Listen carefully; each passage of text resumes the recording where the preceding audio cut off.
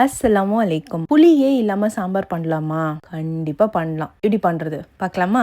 Cooked இப்போ புதுசா launch பண்ணியிருக்க சாம்பார் மசாலா கிட் வச்சு தான் இன்னைக்கு நான் இந்த சாம்பார் ப்ரிப்பேர் பண்ண போறேன். இவங்களோட இந்த மசாலால உப்பு, புளி, காரம் எல்லாமே இருக்கு. நம்ம எதுவுமே சேர்க்க தேவையில்ல. ஃபர்ஸ்ட் நான் இப்போ பருப்பு மட்டும் வேக வச்சு எடுத்துக்கிறேன். ஆஃபீஸ் போற உமன்ஸ், பேச்சுலர்ஸ் உங்களுக்காக பருப்பை வேக வச்சு அந்த கிட்டோடையும் சேர்த்துருக்காங்க.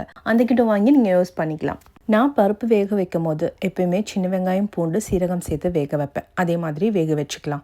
இப்போ ஒரு பாத்திரத்தில் எண்ணெய் சேர்த்துக்கலாம். கட் பண்ணி வச்சிருக்க வெங்காயம், தக்காளி சேர்த்து சாட்டே பண்ணிக்கோங்க. நீங்கள் என்னென்ன வெஜிடபிள்ஸ் ஆட் பண்ணணும்னு நினச்சிங்களோ அந்த வெஜிடபிள்ஸ் ஆட் பண்ணி நல்லா சாட்டே பண்ணுங்கள். இப்போ குக்டோட டிஃபன் சாம்பார் மசாலா எடுக்க போகிறேன். நான் இன்னைக்கு 200 கிராம்ஸ் பருப்பு எடுத்திருக்கேன். அதுக்கு இந்த ஒரு பேக் மசாலா ஃபுல்லாக நீங்கள் யூஸ் பண்ணலாம். இது 100 கிராம்ஸ்.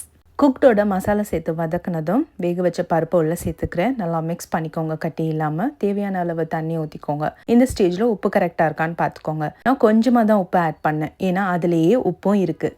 லிட் போட்டு மூடி நல்லா கொதிச்ச உடனே தாளித்து இறக்கிட்டா சூப்பராக ரெடி ஆயிடுச்சு.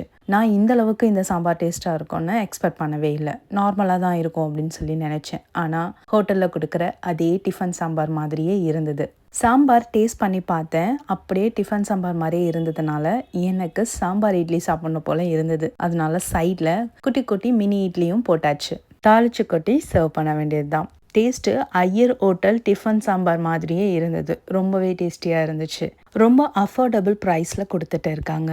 குக்டோட இந்த சாம்பார் மசாலா லான்ச் பண்ணியாச்சு. எல்லா சூப்பர் மார்க்கெட், ஸ்விக்கி, இன்ஸ்டாமார்ட், அப்புறம் குக்டோட வெப்சைட்லேயும் உங்களுக்கு கிடைக்கும். அப்புறம் என்ன இந்த வீடியோ பார்த்துட்டு உட்காந்துட்ருக்கீங்க? சீக்கிரமாக போய் குக்ட் மசாலா வாங்கி உங்கள் வீட்டு குட்டீஸ்க்கு இந்த டிஃபன் சாம்பார் வச்சு கொடுங்க. இவங்ககிட்ட டிஃபன் சாம்பார் மட்டும் இல்லை, லஞ்ச் சாம்பார் மசாலாவும் அவைலபிளாக இருக்குது. கண்டிப்பாக ட்ரை பண்ணி பாருங்கள். இந்த வீடியோ எல்லாருக்கும் ஷேர் பண்ணி விடுங்க.